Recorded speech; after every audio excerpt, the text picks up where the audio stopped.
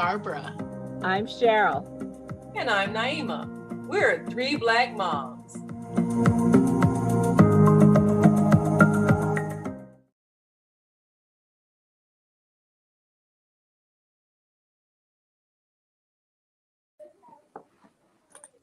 Happy Mother's Day from Three Black Moms.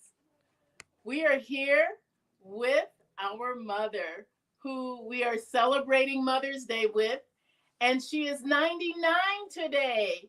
Yay. Hey, Mama. We have our mother. Yeah. So we'd like to share some of the memorable times we've had with our children, because all three of us are moms, and of course, our mother is a mom. So I'm thinking about my oldest daughter, Lavinia, who now lives in China. And one of my favorite memories is really kind of a funny one. She was really little, and we were watching a movie, Pinocchio. And of all the funny things in Pinocchio that happened, she remembered the scene where the little boy turned into a donkey. And she went around repeating this line, "What do you think I am? A jackass?" And we just laughed and laughed that she remembered that one line. Cheryl? Well, of course you would remember that one line. Those are the kinds of things that you remember for grandma, too. The most embarrassing thing. I think my favorite memory of Sarah was when she was around 2 years old. And she was just starting to talk really good. And I remember I was going upstairs. She was in the basement, and I was going upstairs to get her something to eat. And I said, "What do you want?" And she said, "I want a bagel." And I kept looking at her, and she said, "A bagel, a bagel." And I said, "A bagel?" And she said, "Yes. And I want cheese on it." She wanted a bagel with cream cheese. But it was so funny because she looked at me like, "What are you, an idiot?" And like, I've been saying this the whole time. And it just was so much fun. You know what? She was always fun. But that was like one of my favorite memories was when she was just getting into her own personality. Naima, what was your favorite memory? Or one of yours? Well, it was always so interesting with Zakia growing up because she had such an expressive face. And it's like, she didn't have to say anything. She just gave you this face and you knew how she felt. But I guess one of my favorite memories was when me and her father, my husband Sultan, we all went out to dinner. And she had this favorite doll that she brought with us. And you know how your doll is your alter ego, right? So we sit at the table. And she's got her doll. And now she was just a toddler, now maybe 2. So, you have to have the child booster seats.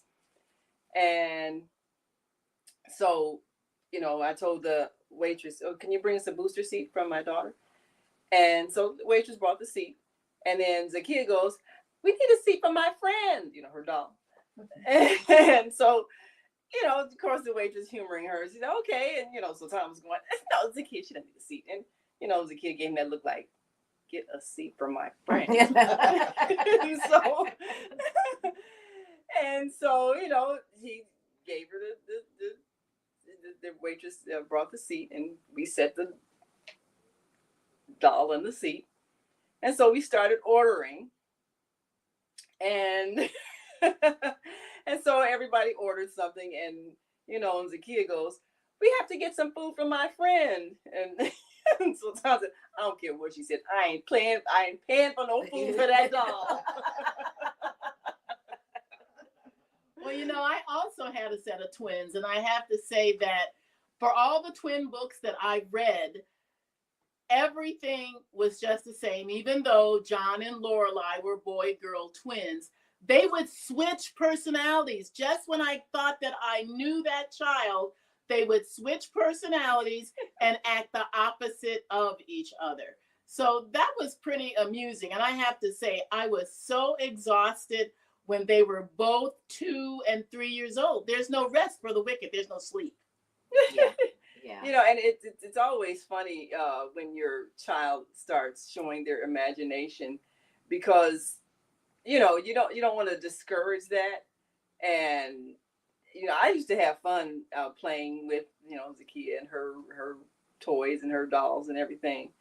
And but you know, she was very imaginative, just like I was. I remember I used to.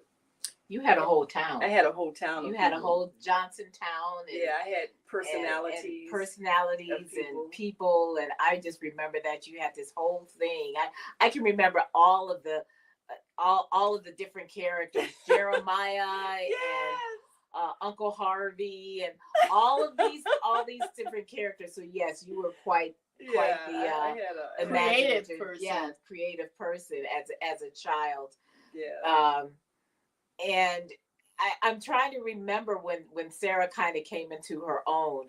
And the thing is, when you have one child, they get to try everything. And Sean and I quickly became the people that we used to make fun of, where your kid is in everything. She did dance. She did baton twirling. She did gymnastics. I think every time she wanted to try something, she did piano and voice. And I think it was funny, but I just wanted her to get the opportunity to try everything, because there were a lot of things like that when we were kids. They weren't available to us. Like, there was nobody who was doing gymnastics. There was only one dance school here in the neighborhood. So we didn't get a chance to do all those things. So I wanted all of those things for her, but it's helped shape her personality and being able to jump in and perform and just try different things. So it's those kind of things I remember that I'm glad I did. Even like I said, I became the person I used to make fun of with the child and everything. That had the child and everything. had the noisiest toys. The most toys. It was just ridiculous, you know. But if I had to do all over again, I would probably be even worse. Yeah, I used to, because you know, I wanted Zakiya to have all kinds of experiences. I'm glad that when we came to visit you for that almost a summer, and she had almost a month, I guess it was, when you had her in dance class and stuff like that. And then later on in her grammar school, at first they didn't have a sports program, so I'm like, we know children have to be in sports, so we started a double dutch team, and I was coaching that. And then one of the other mothers, you know, used to coach cheerleading, so we did that. We had a cheerleading team, and then they had a basketball team. And I was not a basketball player, but I think the basketball coach, his wife had a baby, and he had to take off, and so I filled in and was coaching basketball, which was kind of funny because I knew nothing. So I'm going online trying to find plays and printing them out and giving them to the team, and like, what?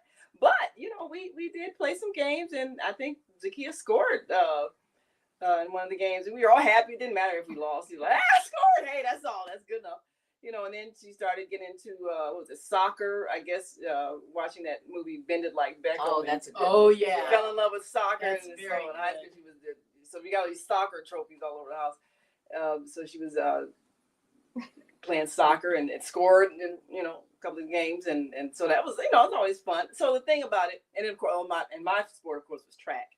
I love track, and so I coached the school's track team, and that was probably, I think I was probably more into it than the children, because I was out there running with them and everything. And well, you know, I wanted her to enjoy sports, like yeah, those kind of things are really fun for our kids. And I will say that my kids were involved in so much stuff, in which I would take them to story time downtown, with the puppet shows at the Washington Cultural Center, Sulzer Library, the zoo, all of these activities. I got them going and taking swimming lessons at Wells Park.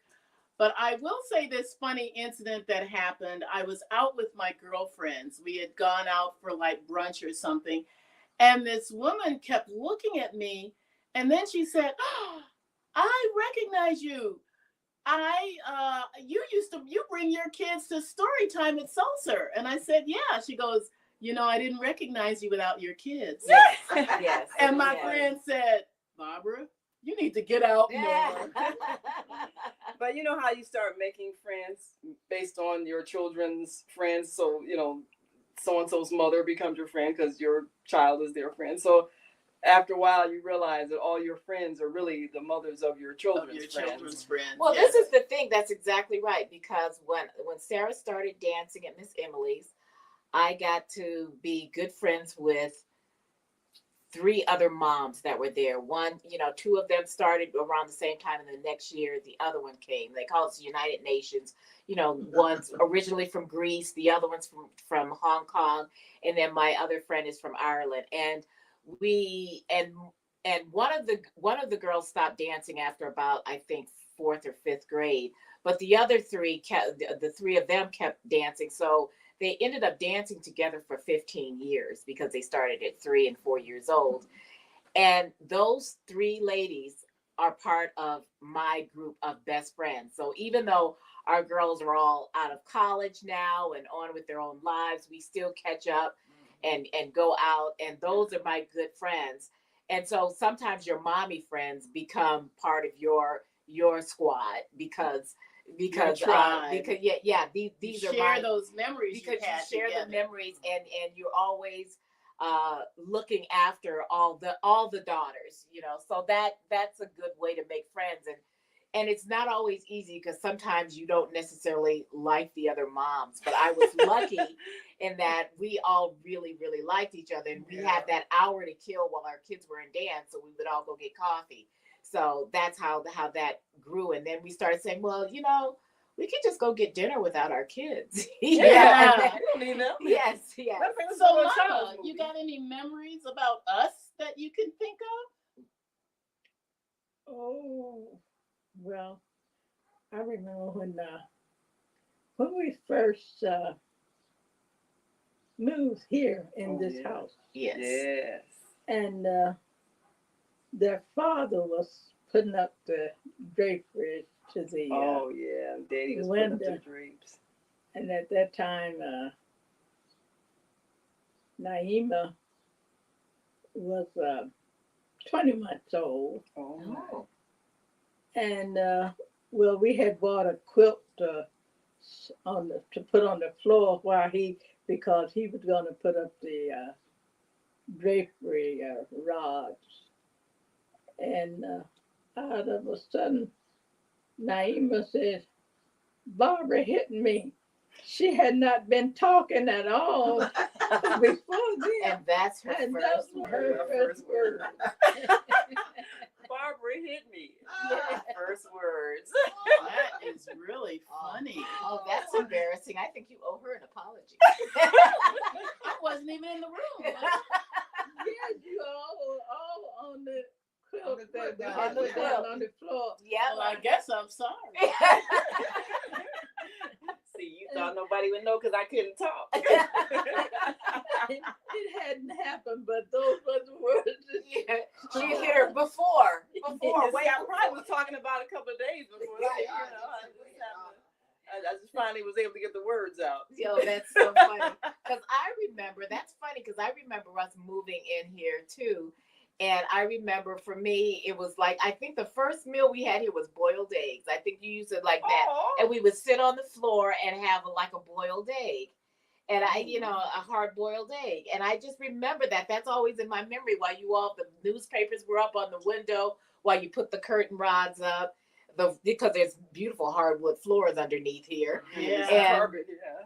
And there were like 6 to 10 houses on the block. They were just building our neighborhood. Just building, yes. So this was a good place to grow up. This was a good house. Fabulous neighborhood with neighbors that looked out for each other, knew each other's kids. This was really a great place. And when we moved away, we all looked for neighborhoods like where we grew up. Yeah. Whether you found them or not, you still looked. But no, motherhood has shaped us. It has shaped us, and it changes you in ways you don't even expect. When you think when you're going to have a child, and I was the last one to have a child, and I was older, but I was prepared to love this child. I was not prepared for the ferocity in which I would love this child, and that when I saw her, I knew that there was nothing in this world that I wouldn't do for her. Oh. And that really doesn't go away. Mhm. That really doesn't go away. It Yeah, doesn't. that It doesn't. doesn't. And the amazing thing, I was not even supposed to be able to have children.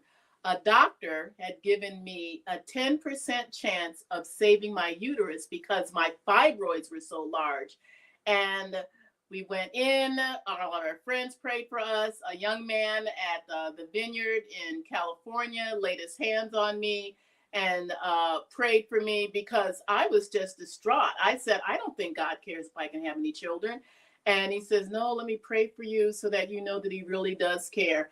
And I just felt God's tenderness just completely overflow me. And then when we went into surgery and I came out and my husband Eric's like, Barbara, they saved your uterus. They saved your uterus. I was just so unprepared for the good news that I just sobbed and sobbed.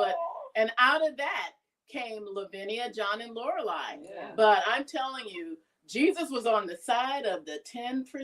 Yes. Yes. You know what was fun? It was fun being pregnant with my oldest sister. That was fun. Yeah. And then Yeah. it was fun nursing our babies together. That was fun. It's Because crazy. I had two. She had two. And they're not clothes made for twin moms. And I had a Lucille Ball story in which I had sat in the booth at a restaurant and could not get out. I was stuck between the table and my belly. And people always say, oh, due any day now? And I had 3 more months to go. Oh. Yes. Well, I was big too, though. I was big too. And I, and people would say, how many you got in there? Which is really quite rude. And how many you got in there? And but it's so funny how people feel like pregnant women are public property. You'd have strange people Rub who your want to come stomach. up and touch your stomach. And really it's amazing that you have to they forget the boundaries. But I also, and like I said, I was older. I was 42 when I had my one and only daughter. And I loved being pregnant. I enjoyed, I said, you know what? I waited a long time for this and I loved it. I enjoyed, I danced right up into a week before I got before I went in for my C-section. And I loved every minute of it. Even I didn't get a lot of morning sickness or things, and I didn't have a lot of bad days, but I loved it. And that's the thing is that if it's a wanted child and it's something that you've waited for, it is worth it. Not everybody has a good pregnancy story. In fact, there are way too many bad ones, but I was blessed. I was blessed. yeah. And we were really excited. And my husband was so nice. He would carry things like my laundry and stuff for me, like I was an invalid. And oh, you can't carry this, So it was good. It was a good time, and I can honestly say I've enjoyed being a mom. Oh yeah. Yeah, It's being a fun. mom has got to be the best. You live through every aspect of their lives from birth to adulthood. And it just changes a little bit. You become friends after you go through those teenage years where they hate you and then they Yes. come back and they love you again. They become your friend. Yes. Yeah, that is the fun part, when watching them grow into adulthood. But I had a really good time with every phase of Zakia's life, and she was a companion to me a lot of places. Now, a lot of people were saying they don't even remember me being pregnant. I don't know if it was because I guess I didn't really show that much. Some people said I looked like a pencil that swallowed a watermelon or something, because I just had this one lump, and then it was gone. And then next thing, I'm carrying around, because I carried around in a pouch all the time. She was with me everywhere. I go to meetings, go to events, and a lot of people didn't even know I had a child. And then I opened my coat and there's a little head that pops up. I'm like, who's that? And that's my child. When did you have a child? Recently. So it was funny because today I would still have people ask, how's that little baby doing? Because they remember when I had the little child. It's funny I when say, you do. I'm wearing her shoes. Yes. That's all she's doing. Yes, it is funny. I've had people say, how's that baby? I said, that baby's grown. Yes. But it's always fun when you watch them grow at every phase. And yeah, before the Even kid when was it's talking. not fun, it's fun. And yeah, because when they're little, you can't wait until they can actually say some words to express their thoughts. So I was like, when Zakiya was first learning to speak, I'd be like, you remember that commercial, E.F. Hutton? When E.F. Hutton speaks, everybody listen. All of a sudden, I'm like, oh, wait, Zakiya's she's talking, wait. And the whole house gets silent. We just standing there watching her to say a word. Now, of course. I have to say, the funniest thing is when your child starts talking and you're on the phone with a relative or a sister or somebody, and you keep saying, and you're like, oh, they're talking. Okay, say something. And they get on the phone and they're quiet. Yes. And some of us have had to endure, say cheese, now say meat. And I'm going, she's not going to say anything, Barbara. Yeah, Barbara was the camera lady. I think she captured every single moment. But it was funny, when Zakiya, you know how you buy your child a toy telephone. So, when Mama would call, let you talk to Grandma, which we all said we wouldn't do that. We did it anyway. Yes. So we put on the phone and she said, "Hi, Grandma. Fine. Yeah. Okay. Bye." And she hangs up. Now, when I got her the toy telephone, exact same conversation. "Hi, Grandma. Fine. Yeah. Okay. Bye." And I'm like, but it was funny. Talking to? Be the exact same conversation she had on the real phone, so you could never tell the difference. Which one? Yes. Yeah, but she actually enjoyed talking on the phone to Grandma. So anyway, we've got to go. We hope that you enjoy your Mother's Day. Yeah. And treasure your moments with your children, whatever phase they're in. Treasure your mother. Yes. Whatever phase that she's in. Because there's nothing like Mom. So, we want to remind you, make sure you subscribe to our YouTube channel, 3 Black Moms, and like and share our Facebook page, 3 Black Moms. I'm Naima. I'm Cheryl. I'm Barbara. And this is our mom. We're 4 Black moms. Bye. Real good.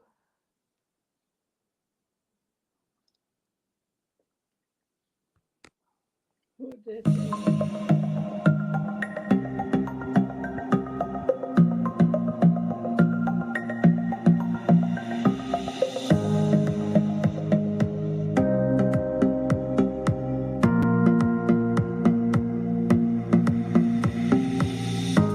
Hi, I'm Barbara. I'm Cheryl. And I'm Naima. We're 3 Black Moms.